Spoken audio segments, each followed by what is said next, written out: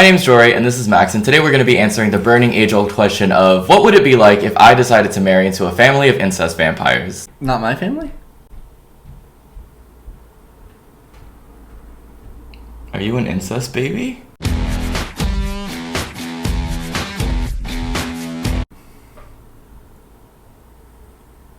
Is this something we need to talk about? No. No. In the appropriate fashion of the Wattpad vampire romance turned blockbuster movie, I have my vampire incest eyes. So the movie opens up with a deer being chased by a dark figure in the woods as Bella gives a monologue about wanting to die in place of a loved one. Why? To set the tone? It becomes very important later. It actually, unfortunately, does become a huge plot line.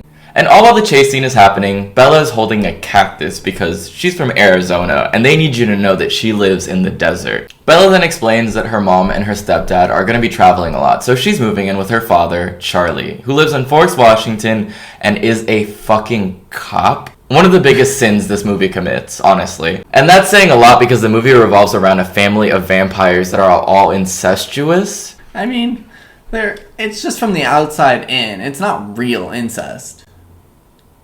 They're a foster family. Is that... Okay. Now I'm just sounding like I'm arguing in favor of them. Bella arrives in her new, possibly old abode in Forks, Washington, holding the cactus, which will most likely die in no time. I'm no phlebotom... Wait. What's the plant one? Botanist. I'm no botanist. Although I meant botanist, I think phlebotomist does fit the theme a little bit better, considering vampires and blood and incest, because blood is thicker than water. Billy and Jacob Black are introduced into the plot, and this is used as an opportunity to, one, give Bella the gift of a car. It's giving real Mater vibes, you know? Her car does give Mater. Kachisi confirmed. Twilight's a part of the Cars universe. And two, remind her that when she was a child, she used to make mud pies with Jacob, because that's pertinent info to the storyline. Also, while they're going into this whole mud pie thing, Charlie decides to take Billy into the street and beating him. So it's now Bella's first day in school, and she pulls up in her fire-ass fucking new whip with a rebuilt engine, rebuilt Wolf Alpha engine, and one of the boys who is at her school tells her how fucking fire her whip is. Which brings me to total stud muffin daddy with the hair, Eric, who clearly has a crush on Bella, and as he's introducing himself to her, she uses that as an opportunity to remind the viewer of her pain kink. She's a suffer in silence type. She's not really silent ever, though. She moans a lot in this movie, too. And a lot of, like...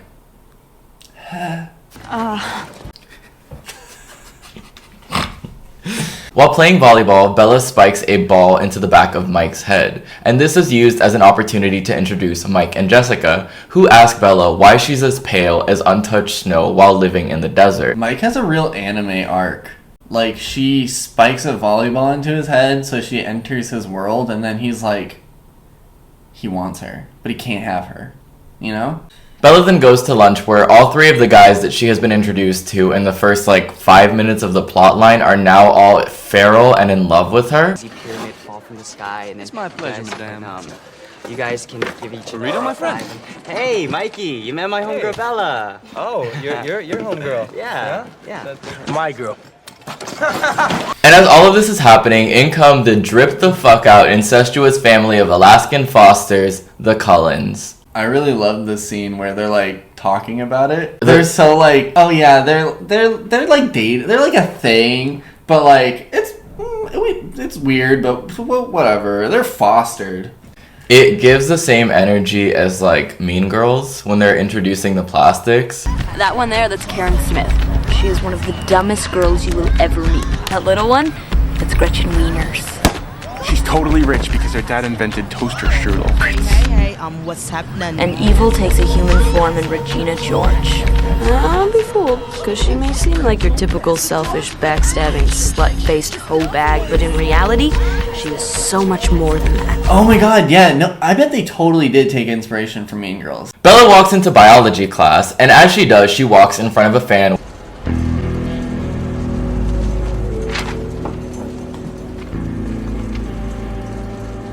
Throughout the entire class, Edward stares at Bella like a 4chan incel stares at his anime body pillow. And after class is over, Edward immediately runs out. A day passes and Bella has resolved to confront Edward about his weird behavior, and as the Cullens are pulling up in their sick ass fucking whips, Bella notices that Edward is nowhere to be found. And that's when they play this sick fucking banger.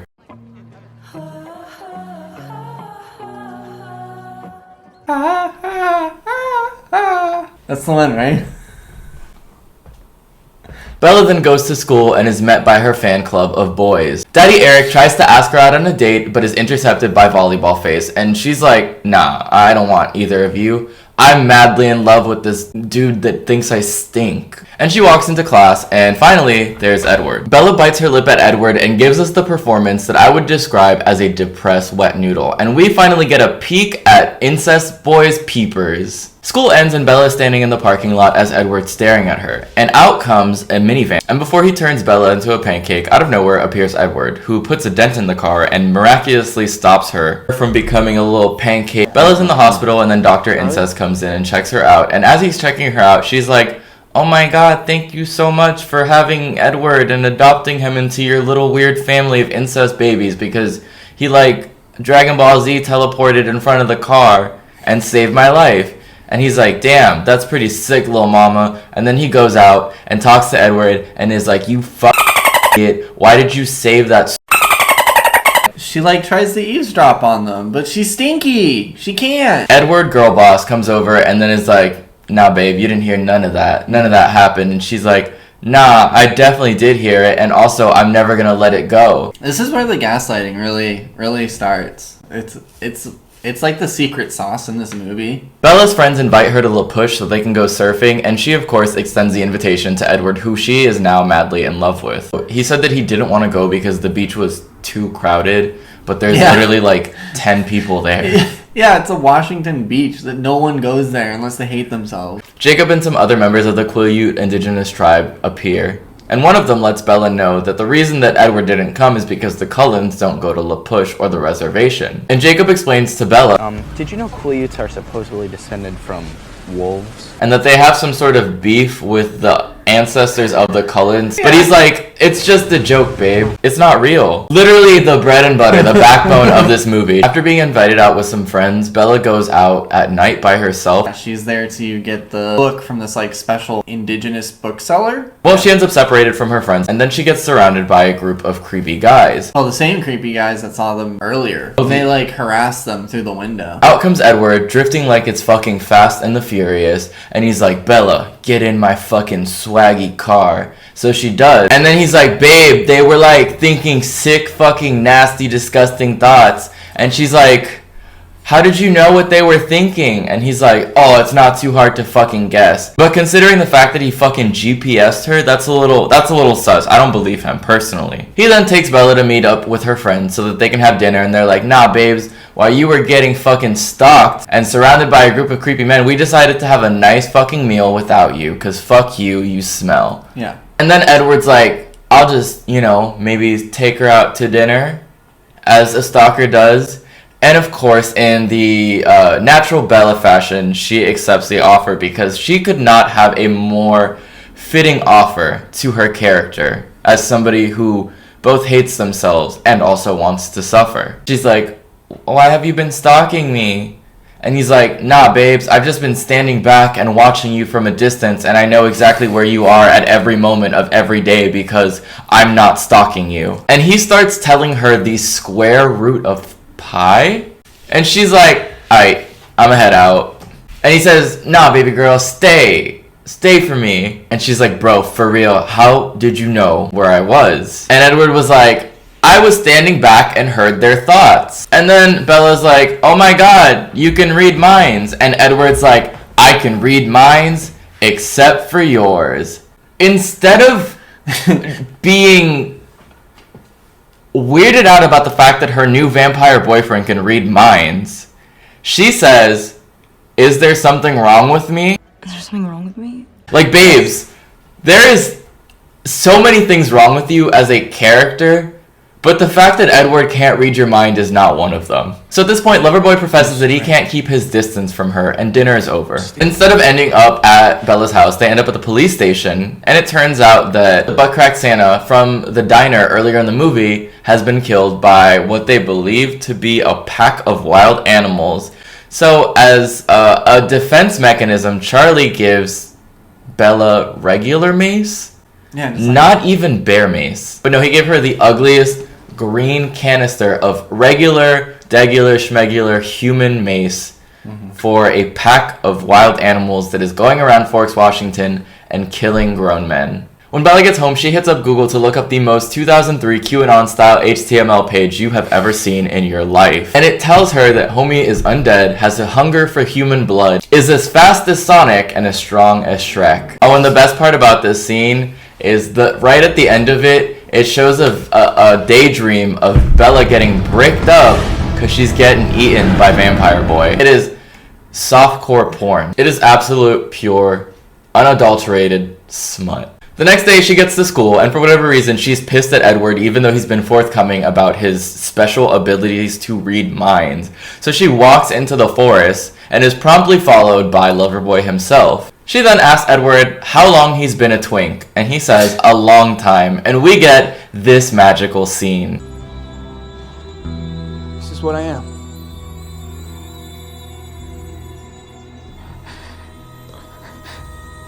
It's like diamonds.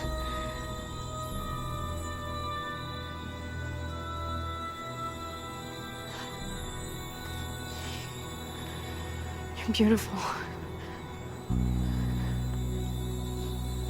Beautiful. This is the skin of a killer, Bella. You're beautiful. But she's beautiful. Edward then tells Bella that he's a serial killer and wants to drink her like a 7-Eleven big gulp, and she's like, damn, let's kiss. Then he's like, nah homie, if I kiss you, I'ma literally eat you. They profess their love to each other, and Bella goes full red flag and is like, I'm in love with him. We can never be apart. I'm afraid of being away from you. Like, it's been all of 10 seconds in the movie since he told you that he wanted to murder you in cold blood and eat your insides. And of course, you don't want to be away from him. Oh, and then they lay in the forest like this.